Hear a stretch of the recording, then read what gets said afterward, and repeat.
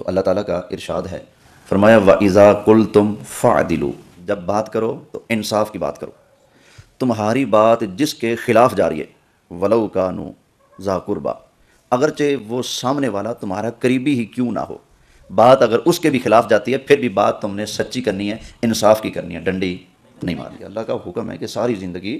اپنے معاملات عدل اور انصاف سے کرنے ہیں، اور ہر بات میں اللہ کے عذاب کے خوف کو پیش نظر رکھنا ہے۔ گھر سے نکلو تو اللہ سے ڈرو کہ نافرمانی نہ کر بیٹھیں، کرسی پر بیٹھ کر کسی کا فیصلہ کرتے وقت بھی ڈرو غلط فیصلہ نہ ہو جائے، کورٹ کچہری میں جا کر کسی کے خلاف یا کسی کے حق میں گواہی دیتے ہوئے بھی سوچنا ہے کہیں اللہ کی نافرمانی نہ ہو جائے، کہیں کسی جھوٹے کا ساتھ نہ دے رہا ہوں میں۔ یا ایھا الذین آمنوا اتقوا اللہ حق تقاتہ